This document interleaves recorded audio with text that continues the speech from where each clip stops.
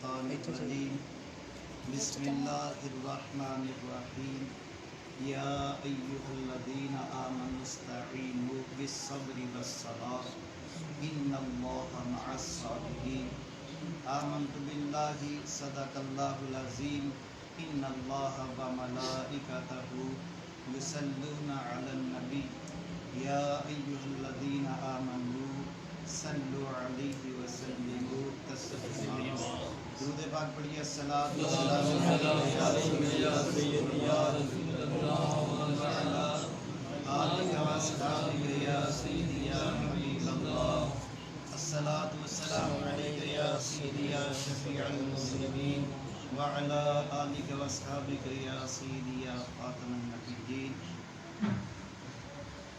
متین دل سے پوچھا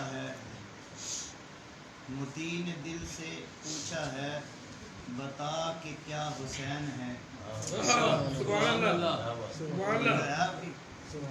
متین دل سے پوچھا ہے بتا کہ کیا حسین ہے، دڑک دڑک کے بول اٹھا صدا صدا حسین ہے۔ سبحان اللہ۔ دڑک دڑک کے بول اٹھا صدا صدا حسین ہے۔ شان اہل بیت دیکھ سبھی کے سب مثال ہیں۔ سبحان اللہ سبحان شان اللہ۔ اہل بیت دیکھ سبھی کے سب مثال ہے، کوئی نہیں حسین سا، حسین بس حسین ہے۔ سبحان اللہ حسین سا، سبحان اللہ۔ حسین بس حسین ہے۔ عمر سے چل عمیر تک، سبحان اللہ۔ عمر سے چل عمیر تک، بشر سے چل بشیر تک، بڑے بڑے یہ کہہ گئے بہت بڑا حسین ہے۔ سبحان اللہ۔ بڑے بڑے یہ کہہ گئے بہت بڑا حسین ہے۔ عجب لڑی ہے جنگ بھی حسین نے یزید سے، عجب لڑی ہے جنگ بھی حسین نے یزید سے، اس سے بڑھ کر جیت گیا یزید تھا حسین ہے۔ سبحان اللہ۔ اس سے بڑھ کر جیت گیا یزید تھا حسین ہے۔ جیت تھا حسین ہے۔ نہایت ہی واجب الاحترام برادر ذویل احتشام حضرت العلامہ مولانا مفتی محمد رمضان کاشفی صاحب دامت برکاتہم العالیہ، حضرت علامہ مولانا عزیز محافظ ایمان اللہ صاحب، قاری عمر حیات صاحب، دیگر ثنا خانان شیریں لسان، آج ہم سب جو ہے وہ اپنے محترم بھائیوں رانا اکرم صاحب، رانا عارف صاحب اور دیگر ان کے برادران کی والدہ مرحومہ کے اصال ثواب کی محفل میں حاضر ہیں۔ دعا ہے کہ رب لم یزل ہم سب کی حاضری کو قبول فرما کر اپنے محبوب کا صدقہ مرحومہ کی مغفرت فرمائے۔ اللہ کروٹ کروٹ انہیں جنات الفردوس میں عرفہ و اعلیٰ مقام نصیب فرمائے۔ ان بھائیوں کو آپس میں اتحاد و اتفاق نصیب فرمائے، اور بیمار کربلا کا صدقہ ہمارے محترم بھائی حاجی رانا عارف صاحب کو صحت کلی عطا فرمائے۔ دل سے دعا کیجیے اللہ پاک ان کو صحت کلی عطا فرمائے۔ میں نے ایک آیت مقدسہ آپ کے سامنے تلاوت کرنے کا شرف حاصل کیا ہے۔ یہ آیت کے تناظر میں تھوڑی سی جو ہے نا وہ باتیں، زیادہ لمبی گفتگو چونکہ وقت بھی یہ گنجائش نہیں دیتا کہ میں آپ کے سامنے کوئی لمبی چوڑی گفتگو کروں، تھوڑی سی باتیں کروں گا کہ اللہ رب العزت نے ارشاد فرمایا کہ جب بھی تمہارے اوپر کوئی مشکل وقت آ جائے تو تم نے دو چیزوں سے مدد طلب کرنی ہے، دو چیزوں سے مدد مانگنی ہے۔ حکم ایمان والوں کو ہے، فرمایا یا ایھا الذین آمنوا استعینوا بالصبر والصلاۃ، اے ایمان والو نماز سے بھی مدد مانگو، صبر سے بھی مدد مانگو۔ دو چیزوں سے مدد مانگنی ہے، نماز سے، صبر سے۔ اور پھر آگے فرمایا ان اللہ مع الصابرین، بے شک اللہ تعالیٰ صبر کرنے والوں کے ساتھ ہے۔ اللہ کی معیت کنہیں نصیب ہے؟ صبر کرنے والوں کو۔ اب نماز پڑھنے والوں کا ذکر بھی تھا، لیکن ان کا یہاں دوسری حصہ میں ان کا تذکرہ نہیں فرمایا، فرمایا میری معیت صبر کرنے والوں کو نصیب ہوگی، میرا جو ساتھ ہے جو صبر کریں گے انہیں نصیب ہوگی۔ اب ذرا اسی تناظر میں چلیے نا، مدینہ شریف کی فضائیں تھی.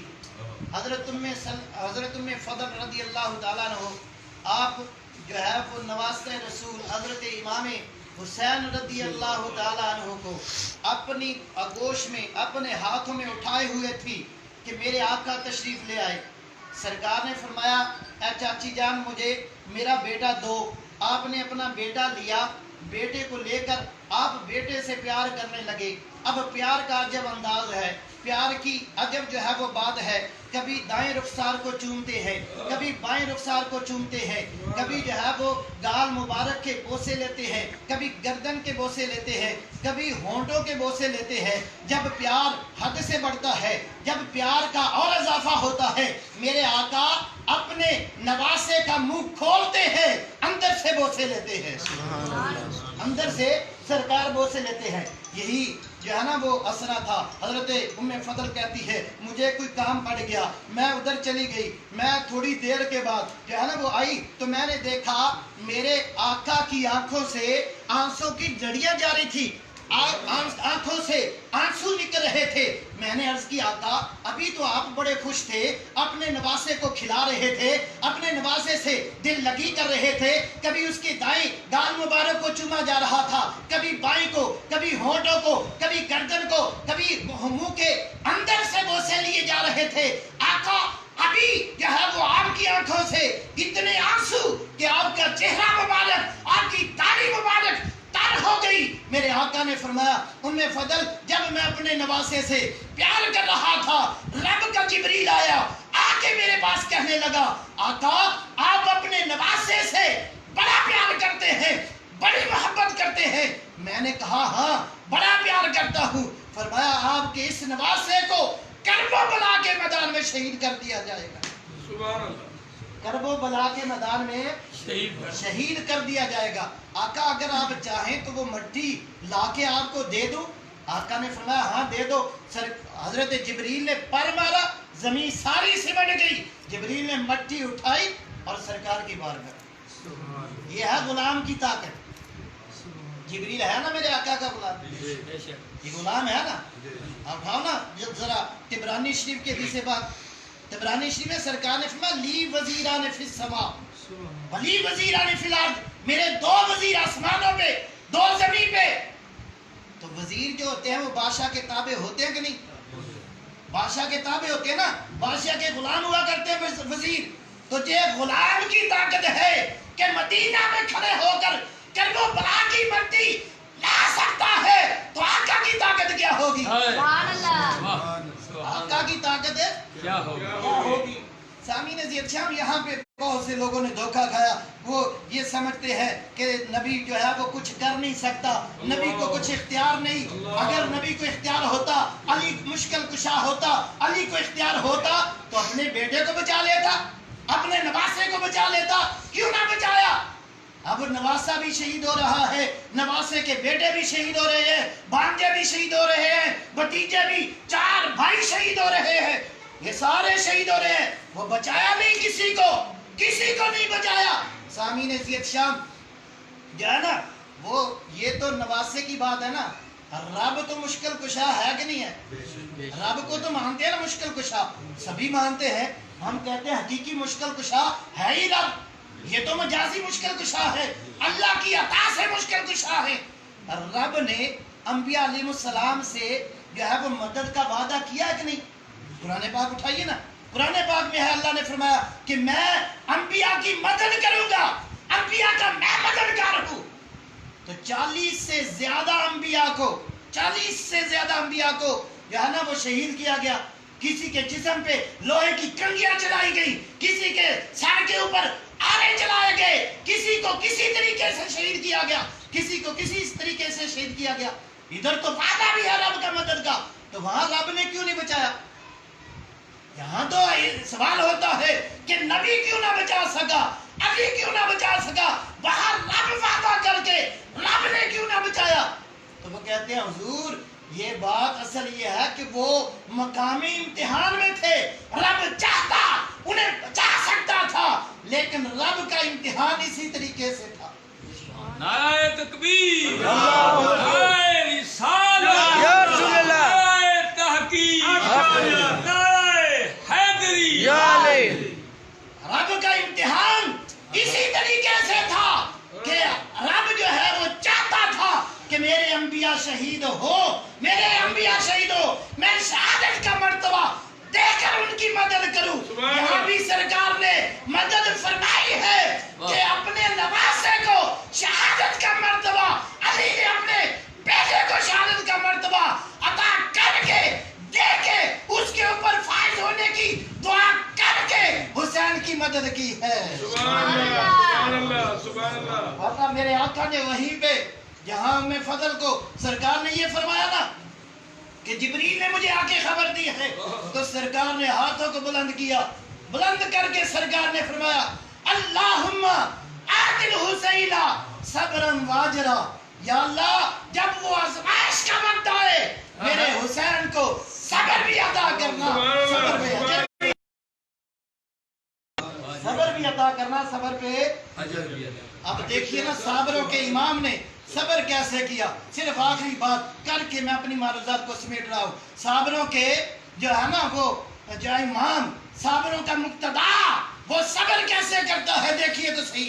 सामीन ज़ियद शाम जरा आप उस मैदान करबो बला को अपने ज़हनों में लाइए ना, कैसा वो मकाम होगा, कैसी वो घड़ी होगी कि 72 जानिसार है, 18 घर के अफराद है, फिर कुछ खवातीन साथ है, कुछ खवातीन है साथ, और एक बेटा है 13 साल का और वो भी बीमार है, बेटा भी बीमार है, 13 साल का बेटा, एक बेटा 6 माँ का नन्ना मासूम अली असगर वो भी साथ है।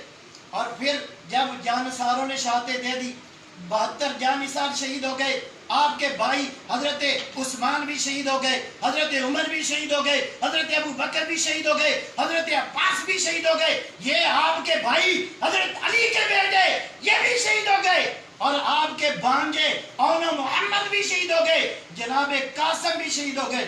सारे जब शहादत के मर्तबे पे फायज होते रहे ना, अब आए बारी आई अली अकबर की। अली अकबर ने आए ना वालिद के खीमा में आके अर्ज करते हैं बाजी इजाजत दीजिए, मैं ना मैदान कारज़ार में जाना चाहता हूँ, मैं जाके अपनी या वो बहादुरी के जहर दिखाना चाहता हूँ, मैं जाऊंगा मैदान करबला में। मेरे हुसैन ने क्या फरमाया, मेरा हुसैन कहने लगा जवां बेटा हो, जवां बेटे का लाशा सामने तड़प रहा हो, बूढ़ा बाप ये देख नहीं सकता, बूढ़ा बाप नहीं देख सकता। तो अली अकबर ने अर्ज की अब्बा जी अगर जवान बेटे का लाशा बाप नहीं देख सकता तो बाप का तड़पता हुआ लाशा जवान बेटा भी नहीं देख सकता, बाप का लाशा जवान बेटा भी नहीं देख सकता। फिर इमाम अली मुकाम ने फरमाया अब बेटा तेरी इजाजत मेरे पास नहीं, तेरी इजाजत तेरी फुप्पी के पास है, उससे जाके इजाजत लो, अपनी फुप्पी जान के पास जाओ। अब अली अकबर आते हैं खीमे में, देखिए ना वो कैसा दिन होगा। अली अकबर है खीमे में आते हैं, खीमे में आके फुप्पी के कदमों पे हाथ रखा, अर्ज करते फुप्पी जान अब इस अपने बेटे को भी इजाजत दो कि ये बेटा भी जहाँ वो मैदान कारज़ार में जाए अपने नाने के दीन के ऊपर कुर्बान हो जाए, अपने नाने के दीन के ऊपर कुर्बान हो जाए। फुप्पी जान ने कहा बेटा तू तो ऐसा है ना, काना रदी अल्लाह ताला अन्हु अशबहा बिन नबी सल्लल्लाहु अलैहि वसल्लम, हजरत अली अकबर रदी अल्लाह ताला अन्हु सबसे ज्यादा मेरे नबी के मुशाबे थे, जिनकी शक्ल मेरे नबी से, अरे जिनकी शक्ल नबी से मिलती हो हुस्न का अंदाजा तो कीजिए, हुस्न का अंदाजा तो कीजिए ना, हुस्न कितना होगा। अगर हसन के पास चले ना तो हसन कहते हैं वासन मिनका लम तरकत ऐनी वाजमाला मिनका लम तलिद निसाउ, या रसूलल्लाह आप जैसा हसीन मेरी आंख ने देखा नहीं, देखती भी कैसे जब आप जैसा हसीन किसी माँ ने जना ही नहीं, आप जैसा हसीन किसी माँ ने पैदा ही नहीं किया, आप जैसा हसीन मेरी आंख देख भी कैसे सकती है। सारी कायनात से बढ़ के हसी हमारे नबी और जो नबी के मुशाबे अशबह बिन नबी सल्लल्लाहु अलैहि वसल्लम, जो नबी करीम सल्लल्लाहु अलैहि वसल्लम के सबसे ज्यादा मुशाबे। तो पुप्पी कहती है बेटा जब हमें सरकार की नाना जान की होती है ना तो तुझे सामने बिठा लेते, तुझे सामने बिठा के अपने नाने का दीदार करते हैं, उनकी ज़ियारत करते हैं। तेरी सूरत में हमें नाना नजर आता है, तुझे कैसे इजाजत दे दूं? तेरा सदका तो मैंने उतार दिया और मोहम्मद को कुर्बान कर दिया। सुभान अल्लाह। और मोहम्मद की कुर्बानी मैंने पेश कर दी, अब तुझे कैसे इजाजत दे दूं? तो आप कहने लगे, ऐ पुप्पी जान जरा बतलाओ तो सही, जब वो क़यामत का दिन होगा, जब हम सब अपने आका की बारगाह में हाजिर होंगे, नबी करीम सल्लल्लाहु ताला अलैहि वसल्लम की बारगाह में मौजूद होंगे, मेरा नबी जब मुझसे पूछेगा, ऐ मेरे बेटे बता, जब मेरे नवासे के ऊपर मुश्किल वक्त था, जब वहां पे इम्तिहान की घड़ी थी, तू तो वही है ना जो अपनी जान बचा गया था, तो फिर मैं कौन सा मुंह लेकर जाऊंगा, मैं कौन सा मुंह नाने को दिखाऊंगा? इसलिए मुझे इजाजत दीजिए। फूफी ने रोती हुई आंखों से कहा, अच्छा बेटा जा, तू दीन के ऊपर कुर्बान हो जा। अब फूफी तैयार करती है, भतीजा तैयार होता है, जो है ना वो ज़ीरा ज़ेब तन की तलवार पकड़ी, घोड़े के ऊपर बैठाया। सामी नसीब साहब, आप जरा अगर उस मंजर को थोड़ा सा भी अपनी जो है ना वो चश्मे तसव्वुर में लाना चाहते हैं, तो यूं चश्मे तसव्वुर में ला सकते हैं कि हमारा एक अजीज बाहर नौकरी के लिए जाए ना, बाहर कारोबार करने के लिए जाए, बाहर जो है ना वो पैसे कमाने के लिए जाए, रिज़्क़ हलाल कमाने के लिए बाहर जाए, तो हम छोड़ने जाने वालों का हाल क्या होता है?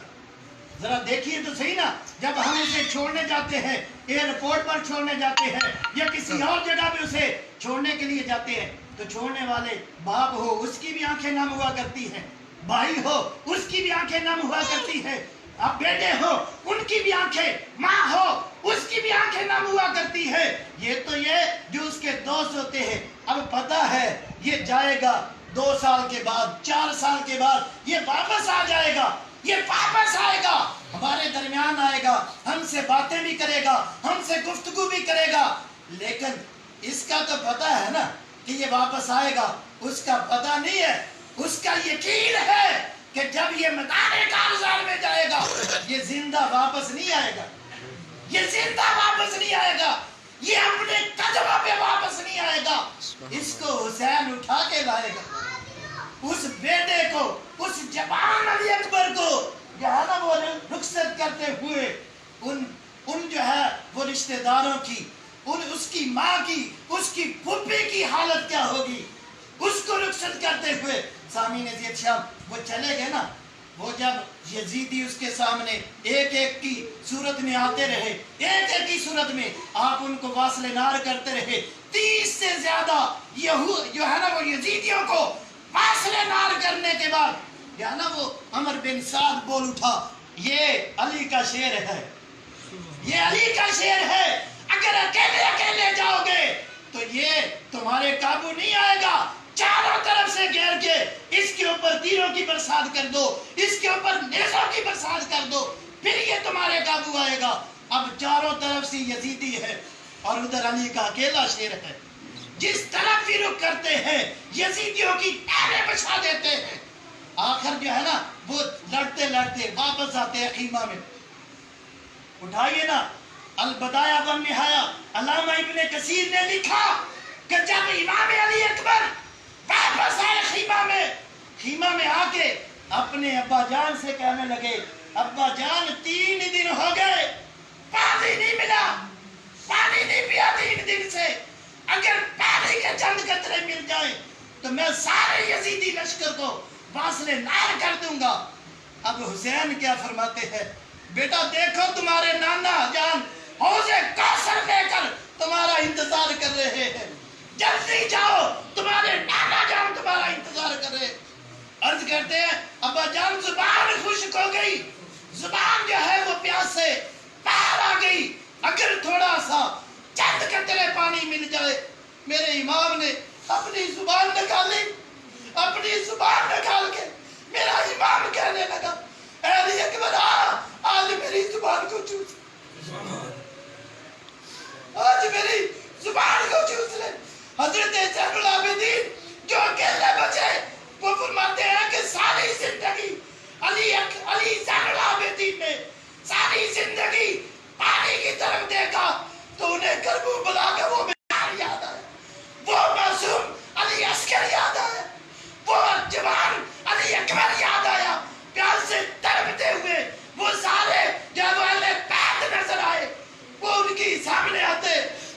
کو ٹھکرا دیتے، کہتے میرے علی اصغر نے پانی نہیں، میرے علی اکبر نے پانی نہیں پیا، زین العابدین کیسے پانی پی سکتا ہے؟ ساری زندگی امام زین العابدین نے ہنس کے نہیں دیکھا، جب سے کرب و بلا کے میدان سے واپس آئے ساری زندگی وہ خوش نہیں ہوئے، ہنسی زبان پہ نہیں آئی امام زین العابدین کے، ساری زندگی روتے رہے، ساری زندگی وہ منظر یاد کرتے، آنکھوں سے آنسو بہاتے، آنکھوں سے آنسو کی لڑیاں جاری ہوتی۔ امام فرماتے بیٹا آؤ میری زبان کو چوس لو، 3 دن ہو گئے میں نے بھی پانی نہیں پیا، 3 دن سے پانی تو مجھے بھی نہیں ملا، آج تو جو ہے وہ میری زبان کو چوس لے، حوض کوثر کے مزے ہیں، حوض کوثر کا کیا ذائقہ نصیب ہوگا۔ امام علی اکبر جاتے ہیں میدان کارزار میں، سامعین زید شام یزیدی لشکر ہر طرف سے آپ پر تیروں کی، آپ پر جو ہے نا وہ نیزوں کی بارش کر دیتے ہیں، آپ جب گھوڑے سے نیچے آتے ہیں نا تو عرض کرتے ہیں یا اباتی ادرکنی، اے میرے ابا جان مجھے سنبھالنا، ابا جان مجھے سنبھالنا۔ میرا حسین کہتا ہے لبیک لبیک یا ابنتی، لبیک یا وہ ابنی، لبیک یا ابنی، اے میرے بیٹے میں حاضر ہوں، میرے بیٹے میں حاضر ہوں۔ اب دیکھیے نا امام کا صبر کہ اپنے بیٹے کو جا کے، بیٹا بھی وہ جو ٹکڑوں میں بٹ چکا، جس کا جسم ٹکڑے ہو چکا، اپنی چادر کو بچھایا، بچھا کے اس کے اوپر ٹکڑے رکھے، اپنے کندھے پہ اٹھا کے رب کی بارگاہ میں عرض کرتے ہیں مولا علی اکبر بھی تیری بارگاہ میں دے دیا، اس کی قربانی کو بھی قبول فرما۔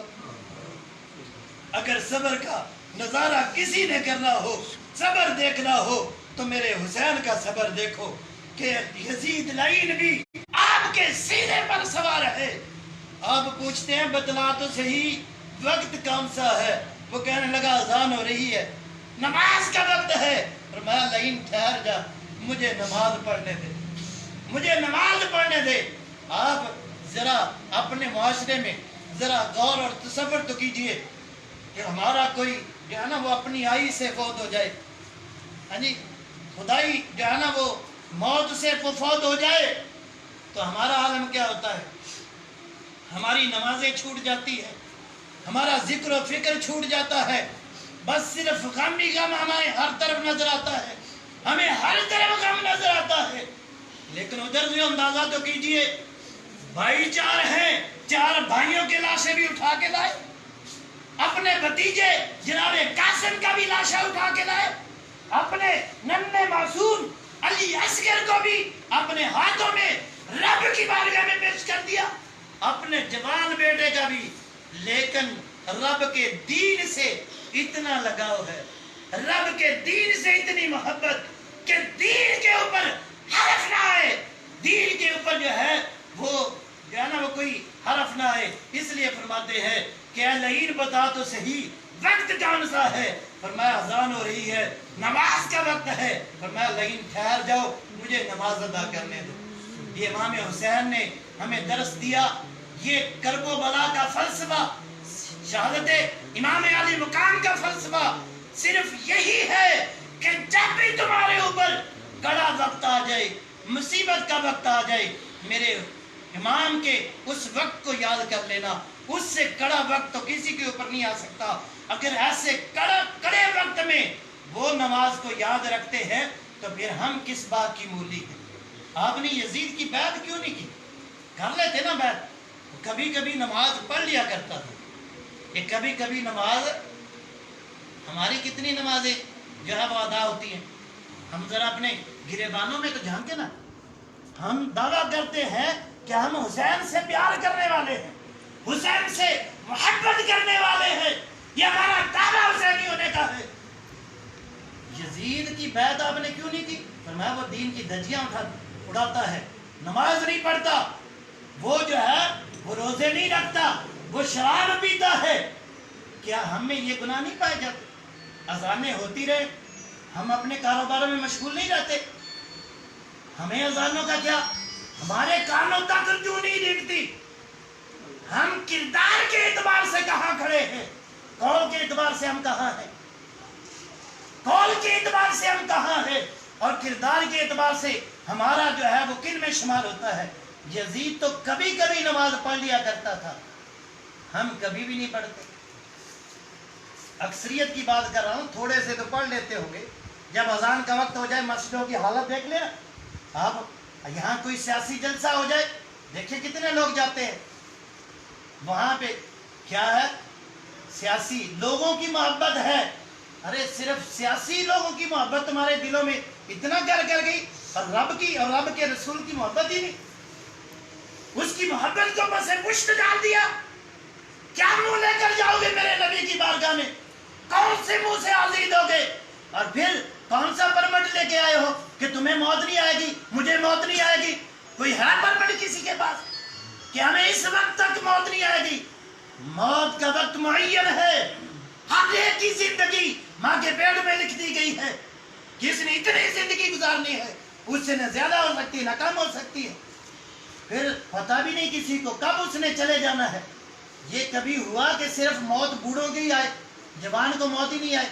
اگر ہوتا تو ہمارے بھائی رانا اکرم صاحب کے بھائی جو ہے وہ فوت ہو گئے، جوانی میں فوت ہو گئے، جوانی میں چلے گئے۔